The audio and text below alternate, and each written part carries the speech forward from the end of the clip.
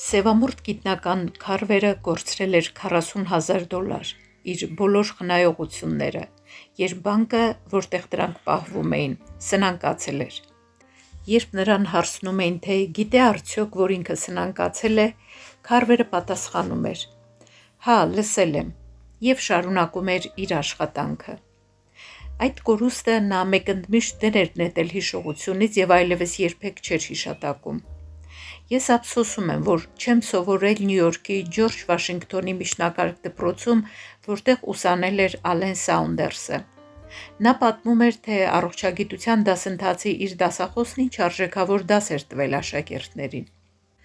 Մի անգամ առավոտյան մեր խումբը եկել էր փորձասենյակ պարապմունքների, որտեղ գտնվում էր ուսուցիչը, դոկտոր Բրանդվայնը։ Նրա սեղանի եզրին շշով կաթ էր դրված։ Մենք նստեցինք ու սևեռվեցինք դրան, չհասկանալով, թե կաթն ինչ առնչություն ունի առողջագիտության դասընթացի հետ։ Անսպասելիորեն դոկտոր Բրանդվայնը կաթով շիշը շրխկոցով շուռ տվեց լվացարանի մեջ և բացականչեց. «Լաց մի եղեք թափված կաթի համար»։ Ապա մեզ ստիպեց մոտենալ լվացարանին ու նայել դատարկ շշին։ «Լավ նայեք», ասաց նա, «ես ուզում եմ ձեր ողջ կյանքի ընթացքում հիշեք այս դասը։ Ինչպես տեսնում եք, կաթն ամբողջովին թափվել է և ինչքան էլ լաց լինեք ու ձեր մազերը բզկտեք, ոչ մի կաթիլ հետ չեք բերի։ Եթե խոհեմ ու զգույշ լինեինք, ապա կաթը չէր թափվի, բայց հիմա արդեն ուշ է։ Միակ բանը, որ կարող ենք անել, դրա հետ հաշտվելն է, մոռանալը և հետագա գործերին անցնելը»։ «Ես մոռացել եմ երկրաչափությունն ու լատիներենը», ասաց Սաունդերսը, «իսկ այս կարճ ցուցադրումը ողջ կյանքումս մնացել է հիշողությանս մեջ։ Գործնական կյանքի համար այն ինձ ավելի շատ բան է տվել, քան այն ամենը, որ 4 տարի սովորել էի դպրոցում։ Դա ինձ սովորեցրել էր ըստ հնարավորին կաթը չթափել, բայց եթե դա պատահել է, ապա հանել մտքիցս և այլևս չհիշել։ Ես միշտ հիացել եմ հանգուցյալ Ֆրեդ Շեդով, որն օժտված էր հին ճշմարտությունները գունագեղ ու նորովի ներկայացնելու ձիրքով։ Նա Ֆիլադելֆիայի տեղեկագիր թերթի հրատարակիչն էր։ Մի անգամ դիմելով քոլեջի շրջանավարտներին նա ասում է. «Ձեզանից ով է երբևէ փայտ սղոցել, ձեռք բարձրացրեք»։ Գրեթե բոլորը ձեռք բարձրացրին։ Ապա նա հարցնում է. «Իսկ պատահել է, որ սղոցեք դրա թեփը»։ Այդպիսիք չգտնվեցին։ «Անշուշտ, անհնար է թեփը սղոցել», բացականչեց Շեդը, «այն արդեն սղոցված է»։ Նույնը վերաբերում է նաև անցյալին։ Երբ դուք վերհիշում եք և վերապրում այն դեպքերը, որոնք արդեն կատարվել են, դուք պարզապես փորձում եք սղոցել թեփը։ Անգամ ամբողջ արքայական հեծելազորը և արքայի բոլոր ռազմիկները չեն կարող վերադարձնել անցյալը։ Ուստի կիրառեք հետևյալ կանոնը. մի փորձեք սղոցել թեփը։ Անհանգստության զգացումը հաղթահարեք մշտական զբաղվածությամբ։ Եռանդուն գործունեությունը անհանգստության լավագույն բուժամիջոցներից մեկն է։ Մի անհանգստացեք փուչ բաների պատճառով։ Թույլ մի տվեք, որ ձեր երջանկությունը խորտակվի մանրուքների պատճառով։ Ձեզ անհանգստացնող հանգամանքների դեպքում կիրառեք հավանականության տեսության օրենքները։ Հարցրեք ձեզ, արդյոք հավանական է, թե դա ընդհանրապես տեղի կունենա։ Հաշտվեք անխուսափելիի հետ, եթե գիտեք, որ հանգամանքները ձեր իշխանությունից դուրս են և չեք կարող փոխել կամ վերաձևել դրանք։ Ասեք ձեզ. «Այո, դա այդպես է և այլ կերպ չի կարող լինել»։ Կարողացեք ժամանակին կանգ առնել։ Ինքներդ որոշեք, թե ինչ չափի անհանգստության է արժանի այս կամ այն բանը և ավելին մի վճարեք։ Թող անցյալը ինքն իրեն թաղի։ Մի սղոցեք թեփը։ Մի քանի տարի առաջ ձայնասփյուռի հաղորդման ժամանակ ինձ հարց տվեցին. «Կյանքում ձեր ստացած դասերից ո՞րն է եղել ամենաէականը»։ Պատասխանը դյուրին էր։ Մարդու համար ամենաէականն այն է, ինչի մասին նա մտածում է։ Եթե իմանայի, թե դուք ինչի մասին եք մտածում, ապա կհասկանայի, թե դուք ինչպիսի մարդ եք։ Մեր մտքերն են մեզ դարձնում այն, ինչ որ ենք։ Մեր մտածողությունն է կանխորոշում մեր ճակատագիրը։ Էմերսոնն ասել է. Մարդուն ամենալավ կերպով բնորոշում է այն, ինչի մասին նա մտածում է ամբողջ օրվա ընթացքում։ Էլ ինչը կարող է մարդուն ավելի լավ բնորոշել, քան դա։ Ես խորապես համոզված եմ, որ ամենամեծ դժվարությունը, որին բախվում ենք,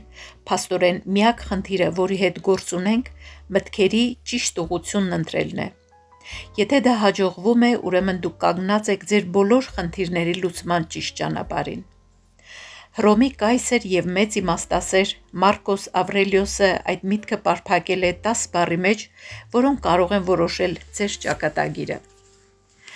Մեր կյանքն այնպիսին է, որպիսին այն դարձնում են մեր մտքերը։ Այո, երբ մեր գլխում ուրախ մտքեր են ծագում, մեզ երջանիկ ենք զգում,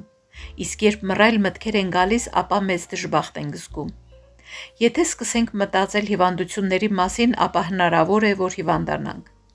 Եթե սկսենք մտածել ձախողման մասին, ապա անպայման անհաջողության կմատնվենք։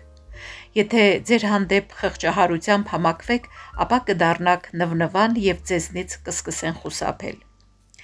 Ինչպես ասել է Նորման Փիլը, դուք այն մարդը չեք, ինչ որ կարծում եք։ Ձեզ բնորոշում է այն, ինչի մասին մտածում եք։ Կյանքը հասարակ բան չէ եւ մենք պետք է մտահոգված լինենք մեր խնդիրներով, այլ ոչ թե անհանգստացած դրանց պատճառով։ Ինչ տարբերություն կա մտահոգության եւ անհանգստության միջև։ Քննարկենք օրինակով։ Ամեն անգամ, երբ հատում եմ ինքնաշարժերով լեփ-լեցուն Նյու Յորքի փողոցը, ես մտահոգություն եմ զգում, այլ ոչ թե անհանգստություն։ Մտահոգ լինել նշանակում է հասկանալ, թե որն է խնդիրը եւ հանգիստ կերպով քայլեր ձեռնարկել դա լուծելու համար։ Մինչդեռ անհանգիստ լինել նշանակում է խնդրի շուրջը անօգուտ խենթացնող պտույտներ գործել։ Հոգեվիճակը գրեթե անհավանական ներգործություն է ունենում մեր մարմնի ուժերի վրա։ Անգլիացի հանրահայտ հոգեբույժ Հարֆիլդը այս դրույթը փայլուն կերպով լուսաբանել է «Ուժի հոգեբանություն» գրքում։ Նա 3 տղամարդու խնդրել էր փորձարկել հոգեկանի ազդեցությունը նրանց ուժի վրա, որը չափել էր ուժաչափի միջոցով։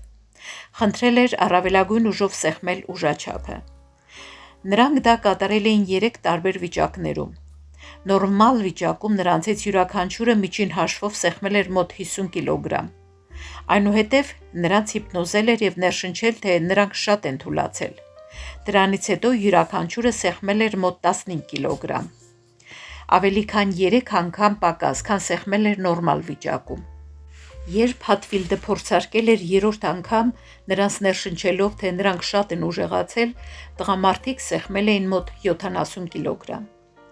Երբ նրանց ուղեղը ուժին վերաբերող դրական մտքեր էր ընկալել, նրանց ուժն ավելացել էր գրեթե 50%-ով։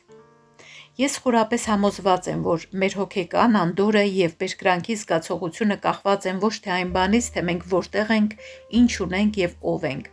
այլ ամբողջովին կանխորոշվում են մեր մտքերով։ Արտաքին պայմանների ազդեցությունն աննշան է։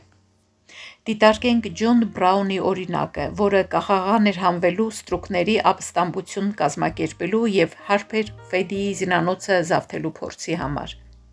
Նրան մահապատժի էին տանում իր դագաղին նստած։ Նրան տանող բանդապահը նյարդայնանում էր եւ ամբողջովին տագնապահար էր, իսկ ծերուկ Ջոն Բրաունը հանգիստ էր։ Նայելով լեռներին նա բացականչել էր. «Ինչ գեղեցիկ երկիր է, ես հնարավորություն չէի ունեցել մինչև այս ինչպես հարկն է դիտելու այն»։ Ասվածը հաստատելու համար հիանալի օրինակ է Նապոլեոնը եւ Հելեն Քելերը։ Նապոլեոնը կարծես թե ամեն ինչ ուներ, ինչի մասին կարող է երազել մարդը՝ փառք, իշխանություն, հարստություն եւ այդուհանդերձ նա Սուրբ Հեղինեի կղզում խոստովանել էր. «Ամբողջ կյանքիս ընթացքում ես նույնիսկ 6 երջանիկ օր չեմ ունեցել»։ Իսկ կույր, խուլ, համր Հելեն Քելերը հայտարարել էր. «Կյանքն այնքան հրաշալի է»։ Ականավոր ֆրանսիացի իմաստասեր Մոնտենը, որպես իր կյանքի կարգախոս, ընդունել էր հետևյալ միտքը. «Մարդուն վնաս է պատճառում ոչ թե կատարվածը, այլ իր կարծիքը կատարվածի մասին։ Եթե դուք ցանկանում եք հոգու հանգստություն ու երջանկություն ձեռք բերել, հետևեք հետևյալ կանոնին. Եթե մտածեք ու գործեք ուրախ տրամադրությամբ, ապա միշտ կեսուրախ կլինեք»։